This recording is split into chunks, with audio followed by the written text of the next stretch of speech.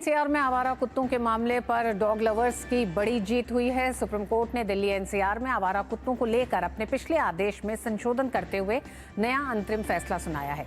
नए फैसले में सुप्रीम कोर्ट ने पकड़े गए स्ट्रीट डॉग्स को वैक्सीनेशन और नसबंदी के बाद वापस उसी जगह छोड़ने का आदेश दिया है जहां से उनको पकड़ा गया था।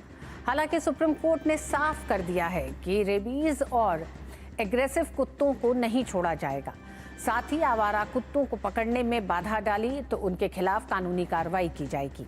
अपने फैसले में सुप्रीम कोर्ट ने कुछ बातों को सख्ती से लागू करने का आदेश भी दिया है। सुप्रीम कोर्ट ने कहा है कि सार्वजनिक स्थानों पर आवारा कुत्तों को खाना खिलाना प्रतिबंधित है। ऐसा करने वाले व्यक्ति के खिलाफ उचित कार्रवाई की जाएगी। सुप्रीम कोर्ट ने कहा कि स्ट्रीट डॉग्स के लिए नगर निगम के अधिकारियों को भोजन के लिए समर्पित स्थान बनाने होंगे। सुप्रीम कोर्ट ने आदेश का दायरा बढ़ाकर कहा कि अब ये आदेश पूरे देश में लागू होगा। गौरतलब है कि जस्टिस विक्रमनाथ, जस्टिस संदीप मेहता और जस्टिस एन.वी. अंजारिया की 3 जजों की बेंच ने यह फैसला सुनाया है। सुप्रीम कोर्ट ने कहा है कि 11 अगस्त का निर्देश फिलहाल स्थगित रखा जाएगा। उस आदेश में आवारा कुत्तों को आश्रय स्थल से छोड़े जाने पर रोक लगाई गई थी। और विकास इस खबर पर हमारे साथ जुड़ गए हैं। विकास, सुप्रीम कोर्ट ने अपने नए आदेश में जहां एक तरफ डॉग लवर्स की सुनी है तो दूसरी तरफ आम जन की जो बड़ी परेशानियां थी उनकी तरफ भी ध्यान दिया है, जिसमें कई सख्त निर्देश दिए हैं। बिल्कुल ऋतु, ये जो आज का आदेश है इसको आप काफी संतुलित आदेश मान सकते हैं, क्योंकि एक तरफ जहां जो दिक्कतें आ रही हैं लोगों को, खासतौर से जो कोर्ट ने सख्ती से कहा है कि आप स्ट्रीट डॉग्स को एक पर्टिकुलर एक खास जगह पर ही खाना दे सकते हैं। इसके लिए फीड पॉइंट्स बनाने होंगे नगर निगम को, और हर जगह आप इस तरह से कुत्तों को खाना नहीं खिला सकते, जिसको लेकर के आपने देखा है कि बहुत सारी शिकायतें, लड़ाई झगड़े तक आपको देखने मिले हैं सोसाइटीज में और कॉलोनीज में।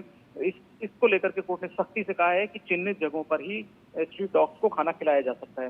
दूसरा, कोर्ट ने ये, क्योंकि एक बड़ी चिंता जो डॉग लवर्स हैं उनकी ये थी कि इतनी बड़ी तादाद में शेल्टर्स नहीं है और इसी वजह से इन जो पकड़े जाएंगे जो स्ट्रीट डॉग्स, इनको मार दिया जाएगा, ये एक बड़ी आशंका थी।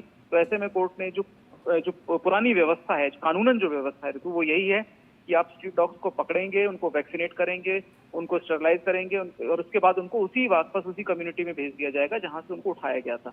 तो उसी व्यवस्था को सुप्रीम कोर्ट ने दोहराया है कि वही नगर निगम को अपनानी चाहिए।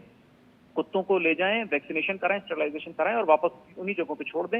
हालांकि रेबीज के जो मामले हैं उनमें कुत्तों को वापस न छोड़ा जाए, और जहां आक्रामक कुत्तों व्यवहार रहा है कुत्तों का, जहां पे डॉग बाइट्स के मामले आते हैं, ऐसे कुत्तों को भी वापस आप उस कम्युनिटी में, उस सोसाइटी में ना छोड़ें।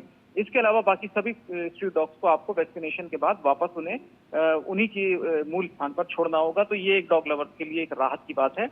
इसके अलावा कोर्ट ने ये भी कहा है कि जो म्यूनिसिपैलिटी इस तरह का काम करेगी उनके काम में कोई बाधा ना डाले, क्योंकि आमतौर पर ये देखा गया है कि डॉग लवर्स या इससे जुड़े हुए एनजीओ म्यूनिसिपैलिटी वाले लोगों को ऐसे स्ट्रीट डॉग्स को हटाने ही नहीं देते, उनको वहां से उठाने ही नहीं देते। तो इसको लेकर के कोर्ट ने कहा है कि जो सरकारी काम में बाधा डालने का जो मामला होता है, जो कानूनन प्रक्रिया है, वही लागू होगी। अगर किसी ने नगर निगम के कामकाज में बाधा डालने की कोशिश की तो एक बेहद संतुलित आदेश कोर्ट का है। और उसके अलावा उन्होंने इसकी अप्रोच जो थी कि केवल दिल्ली एनसीआर नहीं, ये एक देशव्यापी समस्या है, बाकी राज्यों को भी पार्टी बना लिया है, उन सबको नोटिस जारी करके अपना जवाब देने के लिए कहा गया। तो सभी यूनियन टेरिटरीज और राज्यों में भी ऐसी ही व्यवस्था आने वाले दिनों में देखी जाएगी।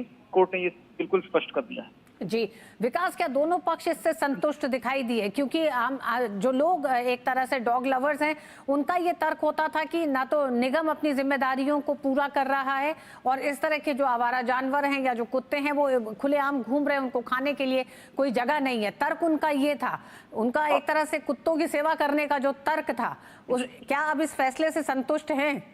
बिल्कुल, जो इस मामले में बदलाव के लिए लोग आए थे उनसे जब बात की गई, उन्होंने जब इस आदेश पर अपनी प्रतिक्रिया दी तो वो इन बातों से सहमत दिखे कोर्ट की कि वैक्सीनेशन और नसबंदी के बाद ऐसे स्ट्रीट डॉग्स को वापस छोड़ दिया जाए कम्युनिटी में। और जो बातें कोर्ट ने अभी खासतौर से ऐसे ही लोगों को चेतावनी के लिए कही है कि आप हर जगह फीड नहीं करा सकते स्ट्रीट डॉग्स को, उसके लिए म्यूनिसिपैलिटी जो जगह चिन्हित करेगी वहीं पर आपको स्ट्रीट डॉग्स को खाना वगैरह देना होगा। तो ये अभी दोनों पक्ष इससे सहमत दिखे हैं यहाँ पर इस कोर्ट की इस अप्रोच से। दूसरी बात, यहाँ पर जो हम पूरा जो व्यवस्था जब कोर्ट की देखें तो वो कहीं ना कहीं नगर निगम को एक बार याद दिलाया है कोर्ट ने कि जो मौजूदा नियम है उसके मुताबिक ऐसा उनको पहले से ही करते रहना चाहिए था। लेकिन दो वजह हैं, कई जगह पर उनकी उदासीनता की वजह से म्यूनिसिपैलिटी की, और कई जगह पर डॉग लवर्स उनको काम नहीं करने देते। तो इन दोनों ही फैक्टर्स की वजह से ये जो व्यवस्था सुप्रीम कोर्ट को कहनी पड़ी अपने आदेश में, ये पहले से थी, जो कि लागू नहीं की जा रही थी। अब सुप्रीम कोर्ट ने क्योंकि प्रोटेक्शन दिया है म्यूनिसिपैलिटीज को कि उनके कामकाज में कोई बाधा नहीं डालेगा, और दूसरी तरफ उनको जिम्मेदारी भी दी है कि वो वैक्सीनेशन का कार्यक्रम तेजी से करें, तो उम्मीद यह है कि आने वाले दिनों में इस तरह के टकराव भी बंद होंगे जो डॉग लवर्स और स्ट्रीट डॉग से जो लोग आतंकित रहते हैं उनके बीच देखने को मिलता है, और जो आबादी बेतहाशा बढ़ रही है स्ट्रीट डॉग्स की, उस पर भी काबू पाया जाएगा। क्योंकि जब सुनवाई चल रही थी तो दिल्ली के एक इलाके का जिक्र भी किया गया था कि वहां पर नगर निगम ने बहुत अच्छा काम किया है, इसीलिए आबादी 100% से घटकर स्ट्रीट डॉग्स की वहां पर 60% दर्ज की गई निजामुद्दीन ईस्ट में। तो जी अगर नगर निगम इन सारी चीजों को लागू करेगा तो आने वाले कुछ एक सालों में ये समस्या खुद ब खुद खत्म हो जाएगी। जी, आवारा कुत्तों के रखरखाव के लिए नगर निगम को भी एक तरह से कई सलाह दी है सुप्रीम कोर्ट ने, और कुछ अपने निर्देश में ये जारी करा है कि उनकी जिम्मेदारी क्या है।